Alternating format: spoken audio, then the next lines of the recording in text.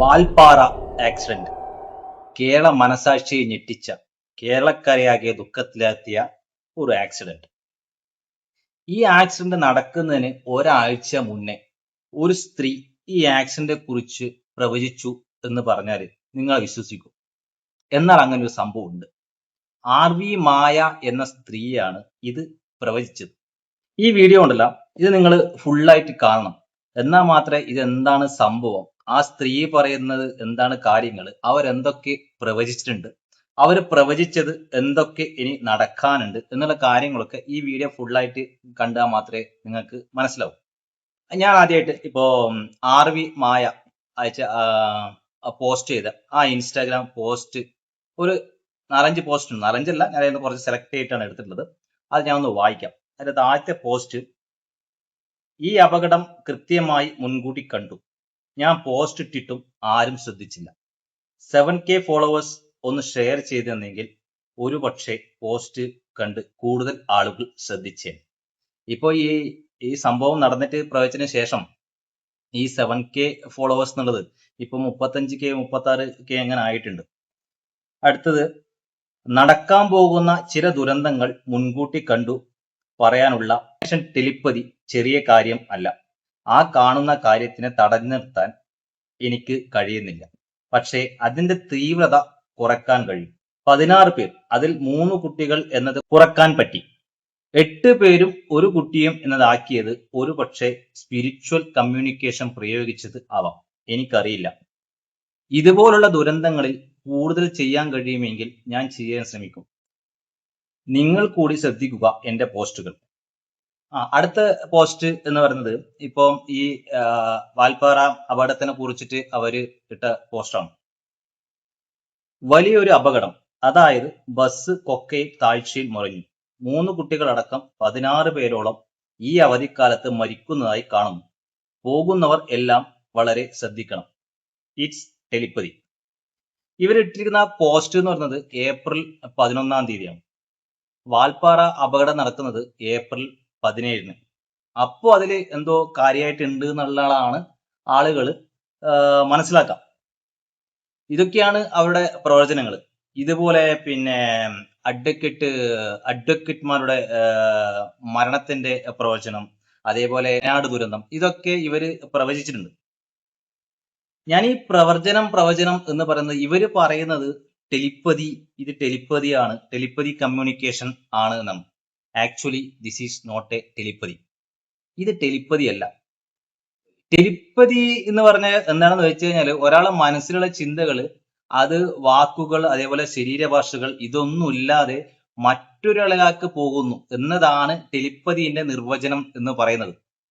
അതായത് ഞാൻ ഇതിനെപ്പറ്റി എക്സാമ്പിളായിട്ട് ഉദാഹരണമായിട്ട് പറഞ്ഞു വെച്ചാൽ, നിങ്ങളിപ്പം ഒരു സുഹൃത്തിനെ കുറിച്ച് വിചാരിക്കുന്നു വെച്ചോ, എവിടെയുള്ള സുഹൃത്ത്, അല്ലെങ്കിൽ ദുബായിലുള്ളതോ പുറത്ത് നാട്ടിലുള്ളതോ ഒരു സുഹൃത്തിനെ കുറിച്ച് നിങ്ങൾ ഒന്നിരുന്നിട്ട് വിചാരിക്കുന്നു.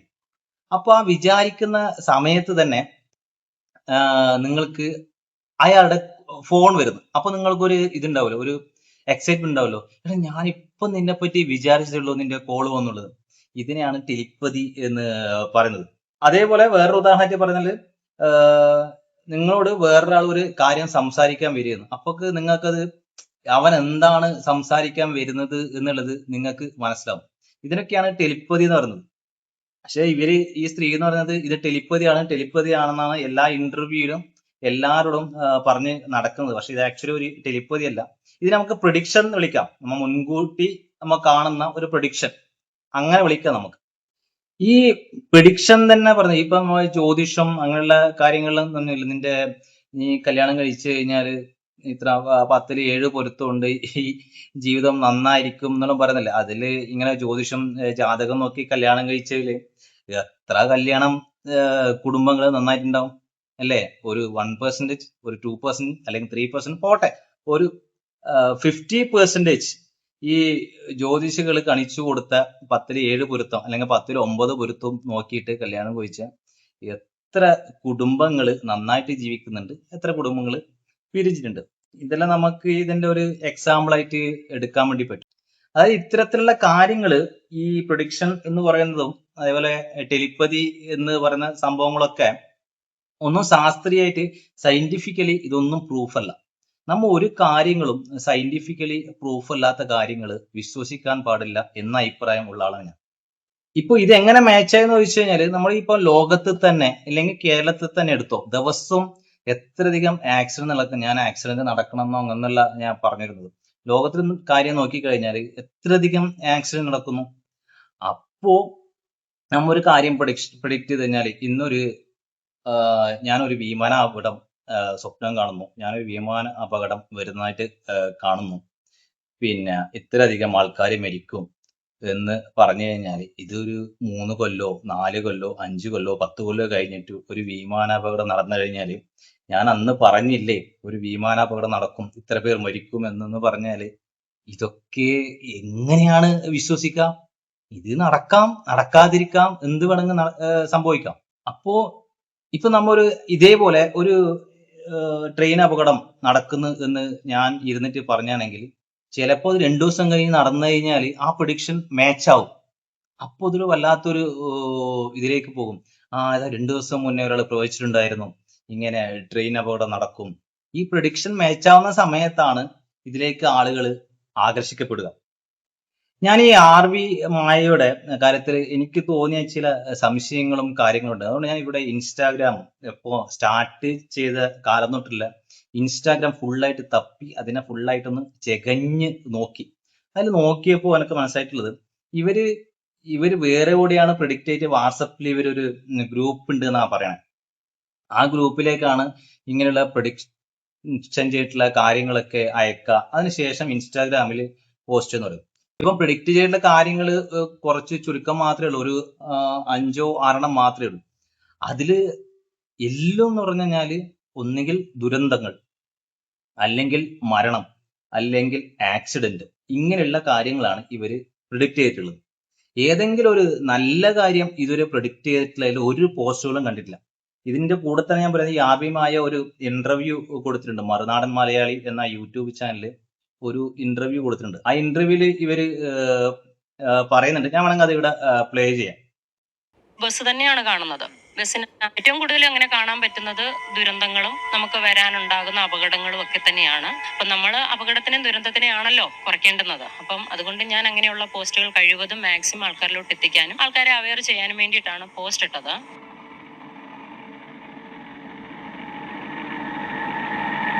നമ്മുടെ വാൽപ്പാറ ദുരന്തം കണ്ടത് ഇതേപോലെ തന്നെ ഒരു വണ്ടി ടോപ്പ് കാണുന്നു. ആ ടോപ്പിൽ നിന്ന് വണ്ടി താഴോട്ട് ഉരുണ്ട് പോകുന്നതായിട്ട് തന്നെയാണ് കാണുന്നത്. അത് ഉരുണ്ട് പോകുന്നതും താഴ്ചയിൽ പോകുന്നതും ആൾക്കാർ ചെതറി പോകുന്നതും അതിൽ 3 കുട്ടികളുണ്ടായിരുന്നു. വിധിയെ വെല്ലുവിളിച്ചത് കൊണ്ടാണോ എന്താണെന്ന് അറിയത്തില്ല, കോ ഇൻസിഡന്റ് ആയിട്ട് ഈ ആക്സിഡന്റ് നടന്ന വണ്ടിയുടെ നമ്പറും എൻ്റെ 2 വീലറിന്റെ നമ്പറും സെയിം ആണ്. 7288 എന്നുള്ള നമ്പറിലുള്ള വണ്ടിയാണ് ആക്സിഡന്റ് ആയത്. എൻ്റെ വണ്ടി നമ്പറും സെയിം ആണ്, 7288 ആണ്. ഇപ്പൊ ലാസ്റ്റ് കണ്ട ഒരു ടെലിപ്പതി എന്ന് പറയുന്നത് 2 കാര്യങ്ങൾ കണ്ടിട്ടുണ്ട്. അതിലൊന്ന് ഇതേപോലൊരു ബസ് വെള്ളത്തിനടിയിൽ പോയ അർജുൻ എന്ന് പറയുന്ന ആളെ കുറിച്ചൊക്കെ ഞാൻ ഇട്ടിട്ടുണ്ട്. കൃത്യമായിട്ട് ഞാൻ പറഞ്ഞായിരുന്നു. GPS വെച്ച് അവർ കരയിൽ തപ്പുമ്പോൾ തന്നെ ഞാൻ പറയുന്നുണ്ട് താഴെ വെള്ളത്തിലുണ്ട് ആള്. ഇതുപോലെ ശ്രീനന്ദം എന്ന് പറയുന്ന ഒരു 16 വയസ്സുള്ള കുട്ടിയെ കാണാനില്ല. 4 ദിവസമായി നീ ന്യൂസ് കണ്ടായിരുന്നോ എന്ന് ചോദിച്ചു. ഞാൻ ന്യൂസ് കണ്ടില്ല എന്ന് പറഞ്ഞു. അന്നേരം പറഞ്ഞു എന്നാൽ ശരി നീ ഒന്ന് അനലൈസ് ചെയ്ത് നോക്കാൻ പറഞ്ഞു. അങ്ങനെ ഞാനൊരു ടെലിപ്പതി കമ്മ്യൂണിക്കേഷൻ ചെയ്ത് നോക്കിയപ്പോഴും ഞാൻ പറഞ്ഞു ആ കുട്ടി ജീവനോടില്ല, ആള് സ്ലിപ്പായി പോയി, ആള് മരിച്ചു കിടക്കുന്നതാണ്. ഞാൻ കാണുന്നതിൻ്റെ എല്ലാ എഫക്റ്റ് ഒരുപാട് പേരോട് പറയുന്നത് കൊണ്ട് ഒരുപാട് വേറെ കുറേ ടെക്നിക്സ് ഞാൻ ചെയ്യുന്നുണ്ട്. അപ്പം അതുകൊണ്ട് എനിക്കിതിൻ്റെ ഒരു തീവ്രത കുറയ്ക്കാൻ പറ്റുന്നുണ്ടെന്നാണ് ഞാൻ പലപ്പോഴും കണ്ടെത്തിയിട്ടുണ്ട്. ഇപ്പം എനിക്ക് ഒരുപാട് മെസ്സേജ് വരുന്നുണ്ട്, ചേച്ചിയുടെ ഈ പോസ്റ്റ് കണ്ടവരാണ് ഞങ്ങൾ, അതുകൊണ്ട് ഞങ്ങളുടെ മക്കളെ ആരും ഞങ്ങൾ ട്രിപ്പ് വിട്ടിട്ടില്ല എന്ന് പറഞ്ഞുകൊണ്ട് തിരുവനന്തപുരത്തു നിന്ന് ഉൾപ്പെടെ എന്നെ പിള്ളേർ വിളിച്ച് പോസ്റ്റ് വഴി മാക്സിമം ആൾക്കാരിലോട്ട് എത്തിക്കാൻ ശ്രമിക്കുന്നുണ്ട്. കാരണം ഏറ്റവും കൂടുതൽ അങ്ങനെ കാണാൻ പറ്റുന്നത് ദുരന്തങ്ങളും നമുക്ക് വരാനുണ്ടാകുന്ന അപകടങ്ങളും ഒക്കെ തന്നെയാണ്. എന്ന് വെച്ചുകൊണ്ട് മറ്റേതില്ല എന്നല്ല, ഉണ്ട്. അപ്പം നമ്മൾ അപകടത്തിനെയും ദുരന്തത്തിനെയാണല്ലോ കുറയ്ക്കേണ്ടുന്നത്. അപ്പം അതുകൊണ്ട് ഞാൻ അങ്ങനെയുള്ള പോസ്റ്റുകൾ കഴിവതും മാക്സിമം ആൾക്കാരിലോട്ട് എത്തിക്കാനും. ഇതിൽ പറയുന്ന കാര്യം വെച്ചാൽ ദുരന്തങ്ങൾ മാത്രമല്ല നല്ല കാര്യങ്ങളുണ്ട്. നമ്മൾ ദുരന്തങ്ങൾക്ക് വേണ്ടിയിട്ടല്ലേ അതിന്ന് ആളുകളെ സഹായിക്കാൻ രക്ഷിക്കാൻ വേണ്ടിയിട്ടുള്ള ഞങ്ങൾ ഈ പറയുന്നത് അല്ലാതെ. ഇനി അങ്ങോട്ട് ഞാനിത് ഇവരെ ചലഞ്ച് ചെയ്യാണ്. ആ നല്ല കാര്യങ്ങൾ കുറച്ച് പറയറോ, അത് സംഭവിക്കുന്നുണ്ടോ നോക്കാലോ. ഈ ആക്സിഡന്റും മരണവും ദുരന്തങ്ങളും അല്ലാതെ വേറെ എന്തെങ്കിലും ഒരു കാര്യം പ്രെഡിക്റ്റ് ചെയ്യാൻ പറ്റും? ആ പ്രെഡിക്റ്റ് ചെയ്ത കാര്യങ്ങൾ നടക്കുന്നുണ്ടോ എന്ന് നമുക്കൊന്ന് ടെസ്റ്റ്. നല്ല കാര്യങ്ങൾ, ഞാൻ ദുരന്തങ്ങൾ പ്രെഡിക്റ്റ് ചെയ്യണമെന്നല്ല പറഞ്ഞു. കാരണം ചോദിച്ചു കഴിഞ്ഞാൽ ഈ ലോകത്തിൽ ദുരന്തങ്ങൾ നടക്കും, ആക്സിഡന്റ് നടക്കും, മരണങ്ങൾ നടക്കും. ഇത് ഒരു പ്രകൃതിയുടെ പ്രക്രിയയാണ്. ഇത് നടക്കും. ചില അബദ്ധങ്ങൾ സംഭവിക്കും. ഇത് എപ്പോ ഒരിക്കൽ പ്രെഡിക്റ്റ് ചെയ്ത് വെച്ചിട്ട് ഇതൊക്കെ ഞാൻ ടെലിപ്പതികളെ കണ്ട കാര്യങ്ങളാണെന്ന് പറയുമ്പോൾ അത് വിശ്വസിക്കാൻ കുറച്ച് ബുദ്ധിമുട്ടുണ്ട്. പിന്നെ ഞാൻ ഇവരെ കുറച്ച് ചികഞ്ഞ് ആലോചിക്കുമ്പോൾ ഇവര് യാത്ര ചെയ്യാൻ ഭയങ്കരമായിട്ട് ഇഷ്ടപ്പെടുന്ന ഒരു വ്യക്തിയാണ്. അവർ ഇൻസ്റ്റാഗ്രാമിലെ റീൽസും കാര്യങ്ങളും പോസ്റ്റൊക്കെ കണ്ടു കഴിഞ്ഞാൽ നിങ്ങൾക്ക് മനസ്സിലാവും ഇവര് യാത്ര ചെയ്യാൻ, യാത്ര, റോഡ്, കാട് ഇങ്ങനെയുള്ള സ്ഥലങ്ങളിലേക്ക് യാത്ര ചെയ്യാൻ, അത് ബൈക്ക് യാത്ര ഭയങ്കരമായിട്ട് ഇഷ്ടപ്പെടുന്ന ഒരാളാണെന്നിട്ട് എനിക്ക് തോന്നിയിട്ടുണ്ട്. അതേപോലെ ഈ പാരാസൈക്കോളജിക്കൽ ഇൻവെസ്റ്റിഗേറ്റർ ആണ് ഇവർ.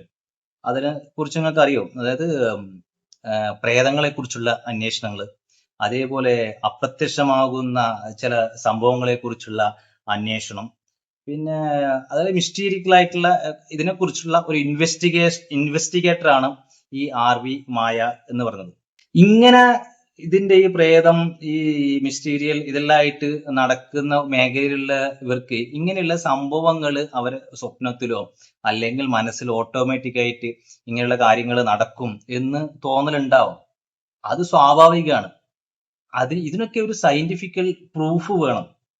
അത് എങ്ങനെ സയന്റിഫിക്കൽ പ്രൂഫ് എന്ന് പറഞ്ഞാല് നിങ്ങൾ പറയുന്ന കാര്യങ്ങളൊക്കെ നടക്കണം, അല്ലേ? അതാണ് സയന്റിഫിക്കൽ പ്രൂഫ് എന്ന് പറയുന്നത്. ഇപ്പോ നിങ്ങൾ അങ്ങനെയാണെങ്കിൽ നിങ്ങൾ ഇതുവരെ എത്ര പ്രെഡിക്റ്റ് ചെയ്തിട്ടുണ്ട്? ഞാനിപ്പോ പ്രൊഡിക്ഷൻ യൂസ് ചെയ്യുന്നത്, ടെലിപ്പതി അല്ല. ഞാൻ മുമ്പേ പറഞ്ഞു ഇത് ടെലിപ്പതി അല്ല, ഇത് ഒരുതരം പ്രൊഡിക്ഷൻ ആണ്. നിങ്ങൾ എത്ര കാര്യങ്ങൾ പ്രിഡിക്റ്റ് ചെയ്തിട്ടുണ്ട്? അതിൽ എത്ര കാര്യങ്ങൾ നടന്നിട്ടുണ്ട്? എത്ര കാര്യങ്ങൾ തെറ്റായിട്ടുണ്ട്? അതിന്റെ റേഷ്യോ എടുക്കണം, അതിന്റെ ശതമാനം എടുക്കണം. എന്നാൽ മാത്രമേ ഇത് സയന്റിഫിക്കലി പ്രൂഫ് ചെയ്യാൻ പറ്റുള്ളൂ. ഇപ്പോ നമ്മളിപ്പോ ഈ സ്വപ്നത്തില് കണ്ടതൊക്കെ യാഥാർത്ഥ്യമാകുന്നു എന്നുള്ളത് നമ്മൾ പറയാറില്ലേ? ഇപ്പൊ എനക്കൊക്കെ സംഭവിച്ചിട്ടുണ്ട്. എന്താ വെച്ച് കഴിഞ്ഞാല് നമ്മളിപ്പം എന്തെങ്കിലും ഒരു ഇൻസിഡന്റ്, അതേപോലെ നമ്മളിപ്പം ഒരു 2-3 പേർക്കുള്ള സംസാരിക്കുന്നു, അവിടെ ഒരു സംഭവം നടക്കുന്നു, അല്ലെങ്കിൽ ഒരു കല്യാണ ചടങ്ങോ അവിടെ വെച്ചിട്ട് നമ്മൾ ഒരു കോമഡി പറയുന്നു. ആ സമയത്ത് നമുക്കൊരു പെട്ടെന്നൊരു ഫീലിംഗ് ഉണ്ടാവും, അയ്യോ ഇത് നമ്മ എവിടെയോ കേട്ടിട്ടുണ്ടല്ലോ, അല്ല ഈ സംഭവം നമ്മൾ എവിടെയോ കണ്ടിട്ടുണ്ടല്ലോ എന്നൊരു ഇൻഡ്യൂഷൻ നിങ്ങൾക്ക് ഉണ്ടാവും. ഇത് നിങ്ങൾക്ക് സംഭവിച്ചിട്ട് നിങ്ങൾക്ക് താഴെ കമന്റ് ചെയ്യട്ടോ. ഇത് തന്നെയാണ് ഇതിന്റെ അവസ്ഥ എന്ന് പറയുന്നത്. അത് കൂടുതൽ ആവുമ്പോഴാണ് ഇങ്ങനെയുള്ള സംഭവങ്ങൾ നടക്കാം. അപ്പോൾ ഞാൻ ഇത് മുന്നേ നിങ്ങളോട് ഇപ്പം പറഞ്ഞ പോലെ ഈ മറുനാടൻ മലയാളി എന്ന ഒരു യൂട്യൂബ് ചാനലിൽ ഇവരൊരു ഇന്റർവ്യൂ കൊടുത്തിട്ടുണ്ട്.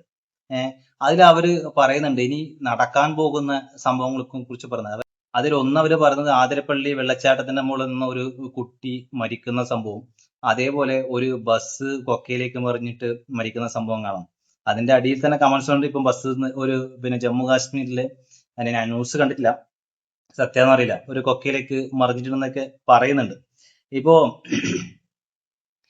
അത് കേൾക്കുമ്പോൾ നിങ്ങളത് പോയി കാണണം. ആ വീഡിയോ നിങ്ങൾ ഫസ്റ്റ് നിങ്ങൾ വാച്ച് ചെയ്യുമ്പോൾ ഇവര് പറഞ്ഞതൊക്കെ ശരിയാണല്ലോ, അപ്പൊ ഇവർക്ക് എന്തോ ഒരു ശക്തിയുണ്ട്, ഇവര് പറയുന്നൊക്കെ കാര്യങ്ങളാണ് എന്ന് നിങ്ങൾക്ക് തോന്നും. അത് തോന്നിക്കഴിഞ്ഞിട്ട് നിങ്ങൾ ആ വീഡിയോന്റെ അടിയിലുള്ള കമന്റ്സ് ഒക്കെ ഒന്ന് വായിക്കാം. അപ്പൊ നിങ്ങൾക്ക് ഒരുപാട് ഇതേപോലെ മായമാരെ കാണാൻ പറ്റും. അതിൽ ഓരോ ആൾക്കാർ അവരനുഭവം പറയുന്നുണ്ട്.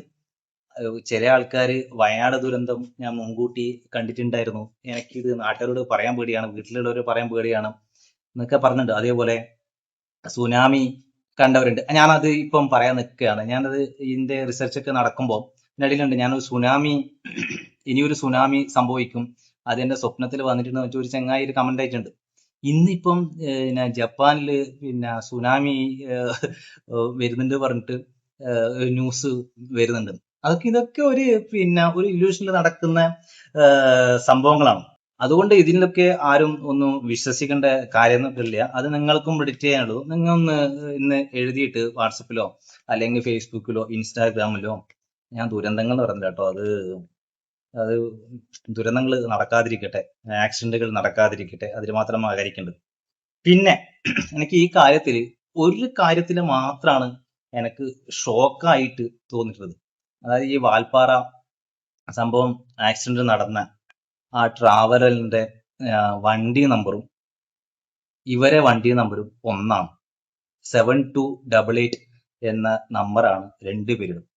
അത് എത്ര ആലോചിച്ചിട്ടും എന്തുകൊണ്ടാണ് സംഭവിച്ചെന്നുള്ളത് ഇപ്പൊ നിങ്ങൾക്ക് ഡൗട്ടായില്ലേ? ഇതും കോയിൻസിഡൻസ് ആണ്. ആ വണ്ടി നമ്പർ ഒരുപോലുള്ള വണ്ടി നമ്പർ പല ആൾക്കാർക്കും ഉണ്ടാവില്ലേ? നമ്മളെ ജില്ലകൾ മാറുമ്പോൾ RTO സ്ഥാപനങ്ങൾ മാറുമ്പോൾ നമ്പർ മാറുന്നല്ലാണ്ട് ബാക്കിയുള്ള നമ്പറൊക്കെ ഒന്ന് ചില ഒരേ നമ്പറുള്ള വണ്ടി നമ്പറുകൾ ഉണ്ടാകും. ഇതാണ് ഈ കാര്യത്തിനെ കുറിച്ച് എനിക്ക് പറയാനുള്ളത്. അപ്പോൾ അടുത്ത വീഡിയോ കാണാം. അതുവരേക്കും ഗുഡ് ബൈ.